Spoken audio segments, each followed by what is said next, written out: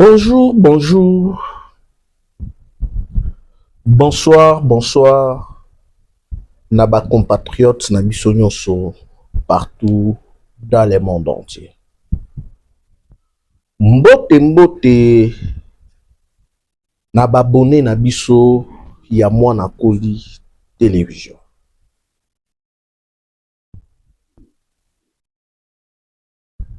Bandeko balandi, lelo toali na esengo ya kokutana na bino pour partager na bino actualité politique. Alors, ndenge déjà to annoncaki bino que désormais par jour Torobanarosa la 2 émissions. Donc ça veut dire le matin à partir à 8h, ceux qui raté 8h, 8h30, 9h, bino bo s'abonner et na cloche il y a notification pour na robanda ko alerter bino chaque fois sur notre direct matinal. Alors après direct matinal à partir il y a 18h Borobanda Rosa deuxième émission wana Borobanda Rosa la face à la caméra et Rosa la directe donc ils la rediff deuxième émission PCG Moussoussou en fait netto eza deuxième émission direct déjà est disponible na chaîne. Alors bola kisi vraiment que notre grande famille ya ko s'abonner ya koko qui s'appelle ba R oyo yo ti ba pe sara pour na Rosa la direct donc toza déjà na la permission on a ya Rosa la direct. Alors vous pensez à information vous partagez le lien na baye nyonso oyo balingaka Congo parce que oyo eza chaîne ya peuple. Alors la deuxième émission na biso ya mukolo ya lelo mes chers compatriotes tokolobela sur deux sujets. Na sujet ya liboso tokolobela sur des solidarisations ya Joseph Kabila contre le M23 RDF AFC. Nini esali lelo que Kabila a se désolidarisé na M23 toyebisa kibino que patrie et pardonnaka ba traître te. Bomoni ndenga komi biloba loba. Il n'y a pas longtemps, autaki kosala interview na radio moko belge. Et na butu ya lelo asali lisusu interview na New York Times pour notifier déjà sur débit ya enquête na ba crime oyo nyonso pour pe ba plainte nyonso oyo ezali contre Joseph Kabila. Assassinat ya Floribert Chebeya, assassinat ya Mouzé, assassinat ya 13 millions de Congolais na niveau ya Est, y compris plusieurs officiers. Madunda la wana bakufa, c'est parce que Kabila a pesaka ordre babuma bango, vu que babandaki ko empêcher ba intérêt ya parrain na ye Paul Kagame, badil na bango oyo babandaki kosala na niveau ya Est. Alors, esengeli siko koyeba. Kabila na interview na ye alobi nini. Il n'y a pas longtemps, Kabila alobaki atikala alobaki Fachi a bradé minéré. La République démocratique du Congo n'a pas américain. Le même Kabila s'est contredit. Dans l'interview à Sali Lelo, alobi atikala kotanga partenariat ya République démocratique du Congo na États-Unis. Nani apusaki Kabila na erreur? Nani atindaki Kabila akende na bazone occupée Goma na Bukavu? ba conseiller qui est mabe parce que na fait mandat na ye Kabila lila. Ya kozanga 15 collaborateurs, 15 vrais collaborateurs. Mais à chaque fois, tozali comment na Kabila ko s'entourer na plusieurs kabilistes fidèles. Barnabé Bin Karoubi, Lévi Raymond Chibanda,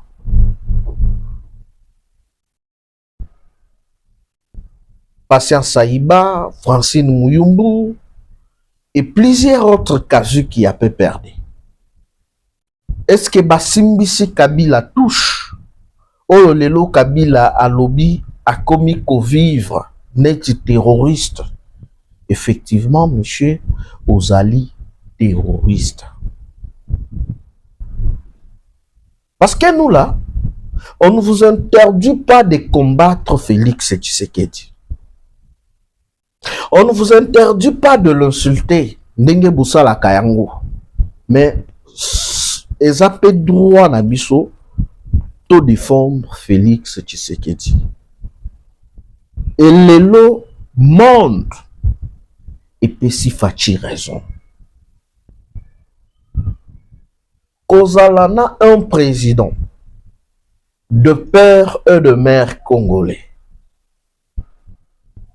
Oyo azana sans se lever ya patriotisme net Tshisekedi.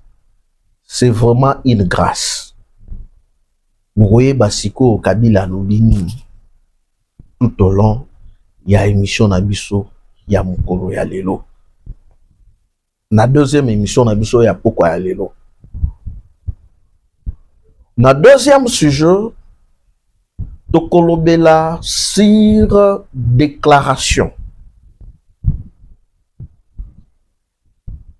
Il y a chef d'état-major rwandais, le fils de Museveni, et le chef d'état-major ougandais, pardon, le fils de Museveni, Oyo Aouti ko critiquer Noko Naye sévèrement. Mwamba et cotisé lui. Tour de Babel et Kwei confusion et koti mutuna mutu akomi koloba na ndenge na ye. Bacha lobaki yango récemment. Abibomoni ndenge bazu ki pelekesi. Ebele obiso tokanisaka ke non bazo kamba Congo ba alaki ba paya. Oyo ba ko servir ba paya en massacrant la population congolaise. Et aujourd'hui là, la vérité finit par triompher. Nani akokaki kondima que le fils de Museveni a critiqué Paul Kagame. Alobi, mais comment expliquer? Na conseil des ministres. Ozali kote le misaba responsable. Ozali kogange la bango na face ya monde devant la caméra. Et deuxièmement, bakisi santé ya noko na ye ezali ko inquiéter ye. Mes chers compatriotes, Nzambe ya ba Congolais, mikolo yo Nzamba azula lande na Congo. Yango boko mona ke baye nyonso bazolinga kosala ba makelele. Baye nyonso oyo bazolinga ko manipuler opinion nationale na internationale. Baye ba ke biso tokozala wana. Pona koyebisa notre peuple vérité. Pona kosalela bango ba révélation. Pona ko effacer sorte nyonso ya ba manipulation. Oyo bakoye la jeunesse congolaise. Parce que jeunesse congolaise a l'issue du PT. Jeunesse congolaise azali jeunesse congolaise oya kalawana te. Ya oye opesi mbongo, opesi polo, opesi chapeau. Du coup, manipuler ye tellement sala marche, sala boye. Non. Jeunesse congolaise akomi kozwa temps ya koanalyser actualité, ya kolanda information. C'est pour vous dire que, mes chers compatriotes, Nzambe ya Tshisekedi, Nzambe ya Tshilombo, azali juste. Alors, pour rien rater sur notre chaîne Mwana Koli Télévision, abonnez-vous massivement. Activez cloche. Il y a notification, il y a direct. Parce que déjà, les lots bandaki déjà direct. Et merci na ba nyonso oyo ba participa ki. To bandaki na des abonnés. Et puis to comité na 100 abonnés.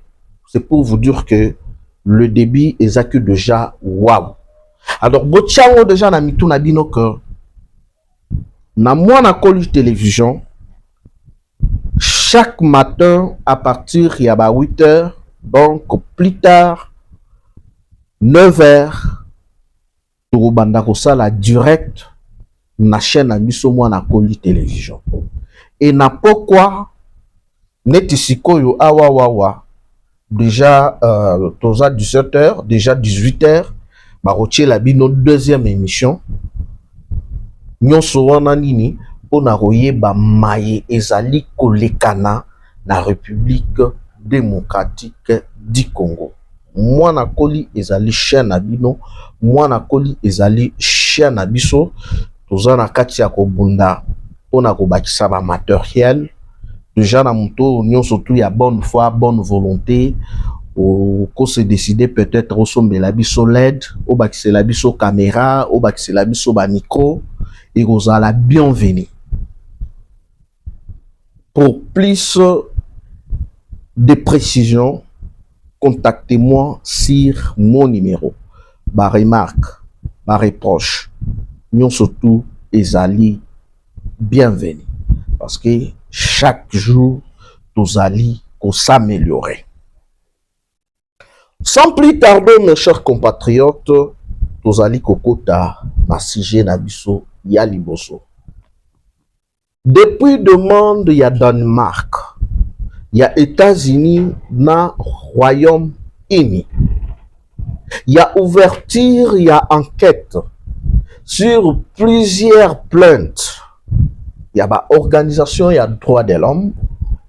Sur plusieurs enquêtes, il y a ba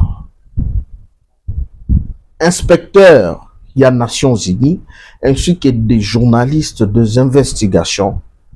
Baloba qui ba fongo la plainte et mandat d'arrêt contre Joseph Kabila. Asa cité na plusieurs dossiers, il y a meurtre, en commençant par les soi-disant papa, Laurent Désiré Kabila, liwa ya Floribert Chebeya, massacre ya Bunduja Congo, 13 millions de Congolais oyo baboma lâchement à cause ya ko servir ba intérêt ya Paul Kagame, et lelo le monsieur azali devant du lait moko incroyable.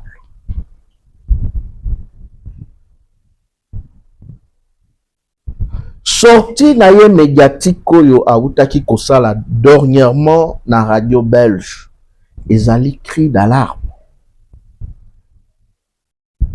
Yali kolela, ya kanisaki keno akosala chantage, o facha yebisaki yo déjà. Ke baye bakonza Congo, to kanisaki ba Congolais zokande ba paya babandaki koboma ba Congolais pona ko satisfaire, pona ko sepelisa ba pare na bango Rwandais. Bazui kizunguzungu, bazui kizungu trouble, bazui ki pelekese na ndenge moko ya osakana te. Et lelo lisusu Kabila yeli biso deuxième interview. Mais université ya Kara ikinda wapi? Na soi-disant discours na ye ya nation.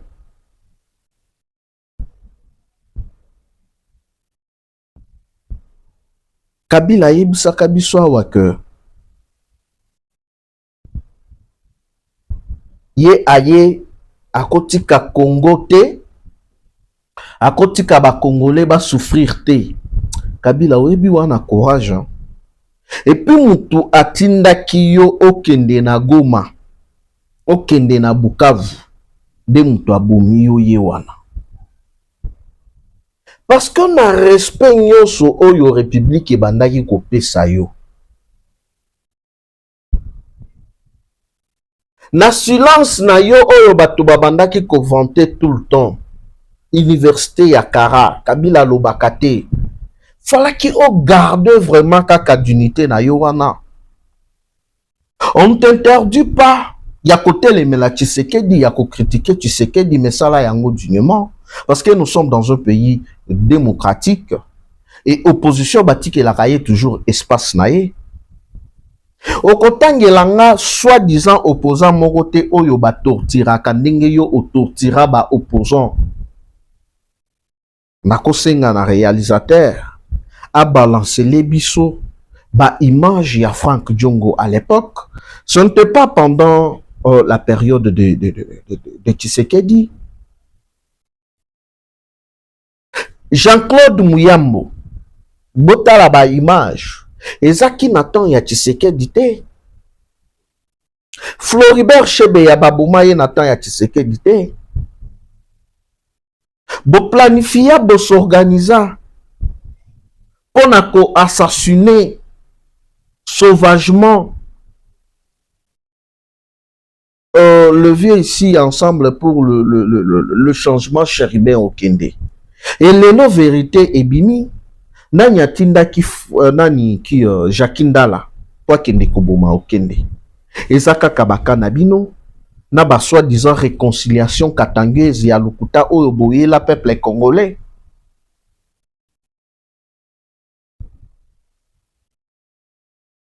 Frank Diongo azakia akima pourquoi yemoko na yemoko parce que azaki en connivence na ba M23. Luba yazakiawa soi-disant opposant avotamment na 2018 Tshisekedi mutu asimba ye na loboko a présenta ye.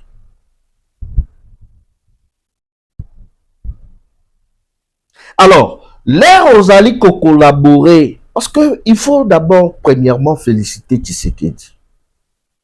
Tshisekedi aza na sens moko ya humanisme parce que non nous n'avons un président de la République na sens ya humanisme élevé lokola Tshisekedi. Non, je n'ai jamais vu ça. Tobandi nanu na mutu ya liboso na la kisibino photo. François Beya. François Beya ba service et landeli bamoni que François Beya abandaki ko planifier coup d'état contre Tshisekedi. Ko sala mabe contre Tshisekedi. Et quand François Beya et comment qui non santé ezali kotungisa ye esengela kende kozwa traitement Tshisekedi a payé sa autorisation à kende libanda ba traiter ye. Et ça le matin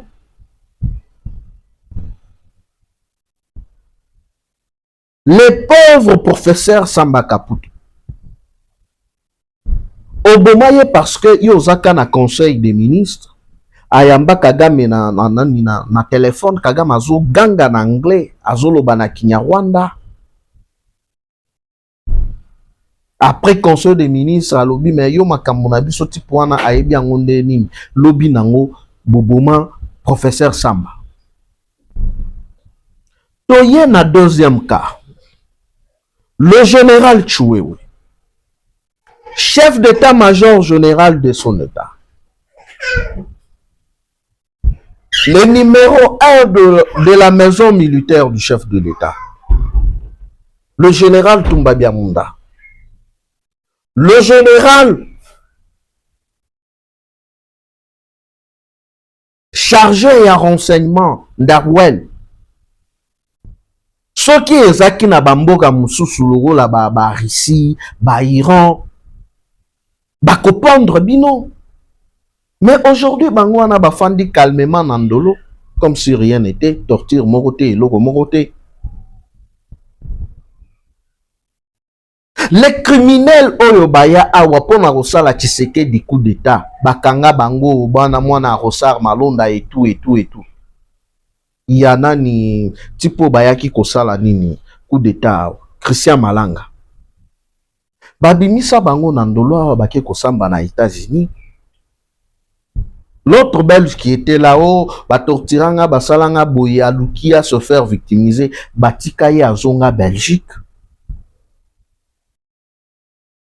C'est pour la toute première fois attends en Europe kutu batu baza na Europe et salemate bosalaka marche bozali sécurisé bolati ba veste. Est-ce que Nathan na yo Kabila IDPS bandaki kosala marche librement, chaque marche koyoka kaka 21 morts, 22 morts, 40 morts, 50 morts, sans compter ba torture oyo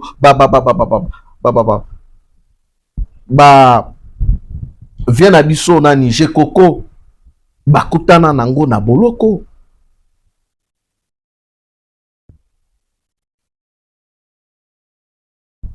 Et lelo Tshisekedi obino boye bisara biso keno aza dictateur.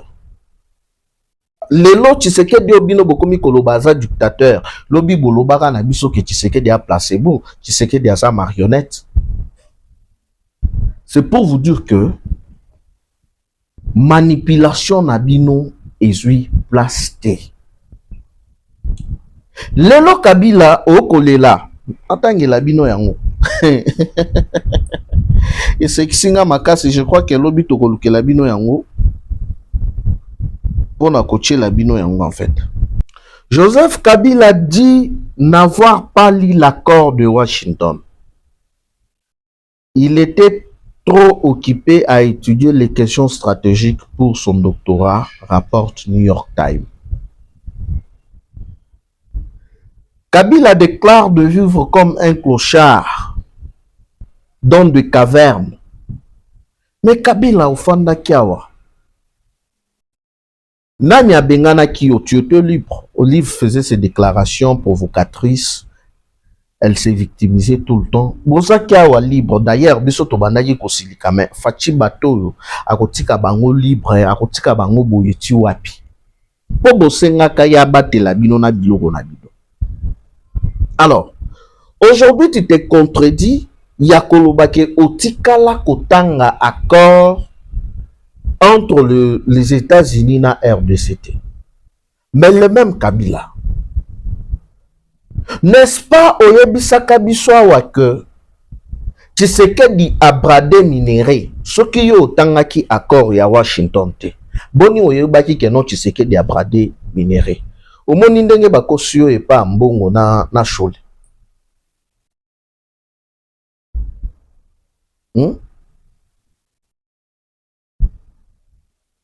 Omoni ndenge shole na mbongo bakosi. Omoni shole na mbongo ndenge basimbisi yo touche. Parce que erreur yo okokaki kosala te. Eza ya s'afficher devant le rebelle, les terroristes qui tuent nos frères matin, midi, soir.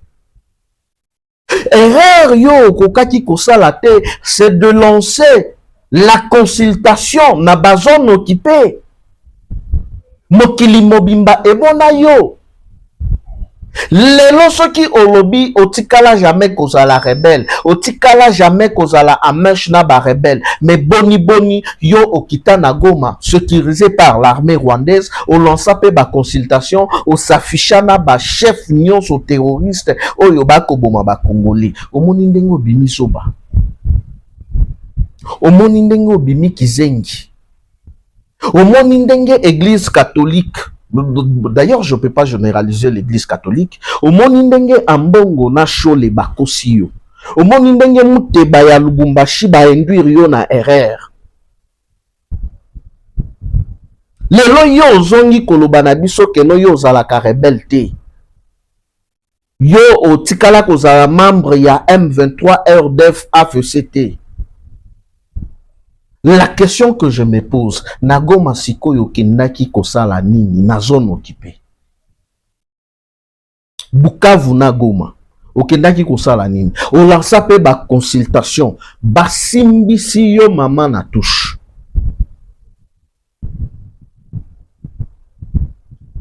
lelo mea culpa oyo okosala pour na tendre main empoisonnée na président de la République, yeba yango ke eza trop tard. Parce que la nation ne pardonne pas le traître. La nation ne pardonne pas les criminels.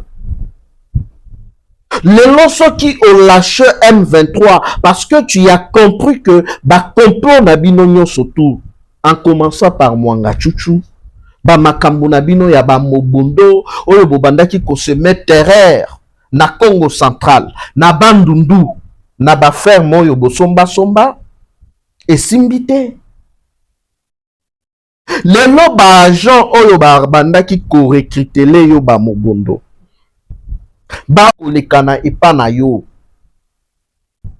woko tindela bango mbongo kobanda na Shadar kobanda na Obe Minako kobanda na Fabrice Zombi na Jakindala ba plan na bino nyonso lelo échoué.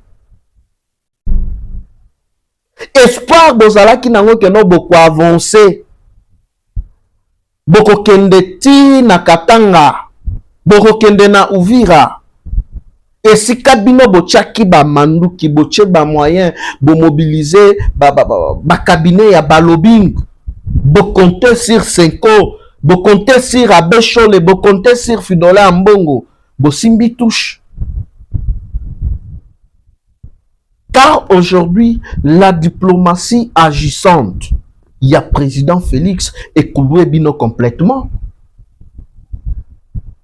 Ouvira bokanisa ki kenon soki tozi ouvira tomoni déjà le Lubumbashi. Bari maji babi mabasa la lisusu ba vidéo et simbate ba komi kozoni sabino siko bosuka wapi. Esika na bino ezali ce pays. Esika na bino ezandolo, esika na bino ezamakala.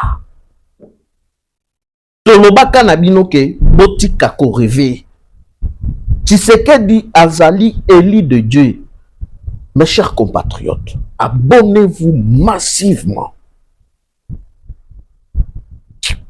Abonnez-vous massivement. Na Mwana Koli Télévision pour rien rater. Parce que ndenge tolobara que politique est comme elengi, politique est comme go. Et voilà. Kabila aujourd'hui a kamati décision.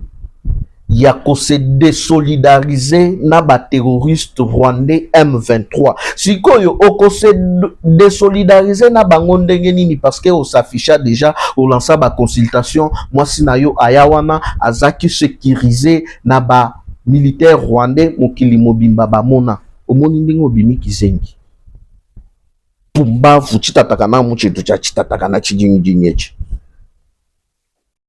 tambenge sko esopio Zambi aza juste. Ti bomoni Kabila azui lelo décision ya kolobaki aza lisusu na ba M23 te a se de solidariser na bango atikala kozala rebelle te parce que amoni pression ya États-Unis d'Amérique. Mikolo na bango etikali ya kotanga. Nanga ye wana bakangi. Bamemi ye na Kigali. Oazo communiquer te pour nani na minute za makambo parce que attention ki bokosi batu ke tokolongwa te to respecter kaka ndenge accord elobaki accord elobi bien bobima na territoire congolais, c'est simple. Bandeko mwamba ekotizelu l'air à prendre lisusu patrie oyo Edi Kapen asali na niveau ya Katanga na Lubumbashi. Kabila ekui.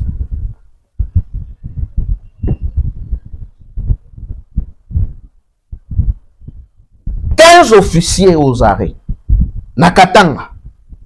Banyati bango babandaki ko recruter ba likili ba recruter ba jeune. Tala. Son zamba pesi mission apesa rapé provision. Bref, Kabila est complètement cloué. Kabila lelo a leli. Abi akomi ko vivre ya kobatama. Ya tikala kozala rebelle te. Olia mbila te menasa mbila okendaki koluka nini na mbila na monoko. Otuna ngulu. Muninde Tshisekedi abeti bino dada. Mon mari est militaire. Mon mari est militaire. Kabila est militaire. Omoninde ngoleli na monoko wa mboka. Toyebisaki bino. Congo eza ya ba Congolais. Congo eza bana Congo. Tokoti na deuxième sujet, esika nini tokoshite. Déclaration ya mwana ya Museveni. Les voyous qui taquinaient tout le temps le président de la République, qui taquinaient tout le temps la RDC, le général Luboya Nkashama, ba touché oncle Nangaïte, biso toko récupérer pe Bunagana, Bouye bango nyonso wana baza na pression ya ba américain na ndenge moko ya kosakana te. Lelo mwana Museveni alobi abi azali ko s'inquiéter pour na santé ya noko na ye Kagame. Azalaka déjà miyoto me azokonda konda koma lisumu chopi. A déplorer comportement ya noko na ye Kagame na conseil des ministres ndinga telemisa bato. To senga l'air mona reja lukela biso na image wana. Botelema. Na kanda ya kosala te. Botelema. Le loti bango nyonso bazongi juda. Parce que Tshisekedi a telemi. Tshisekedi oyo ba négligaki. Tshisekedi oyo ba sabotaki. Tshisekedi oyo ba fingaki. Le loti Tshisekedi a cloué bango grâce ya diplomatie agissante. Nabiki kana papier. Bango tout balali. Na lobaka na bino na émission euti olekake. ADF Nalu. Ba terroriste au Rwanda bandaki kotinda na Beni kuna a retiré bango. C'est pour vous dire que victoire est en Angamonabiso. Mes chers compatriotes, vous continuez à s'abonner massivement dans mon Akoli Télévision. Vous cliquez na flèche, il y a notification, il y a direct parce que tout bandit déjà direct les lots. Na tongo toujours ça la direct. Na pourquoi tout ça la émission normale. Donc na tongo déjà de 8h à 9h bo banda kozwa pena direct na bino na mona Akoli Télévision. Bozala déjà aux aguets. À chaque pourquoi émission normale na plateau nyoso wana pona nini pona ko servir bino bozala informé na chaque minute na chaque seconde na mayenyo sezali kolekana na République démocratique du Congo. Merci et à demain.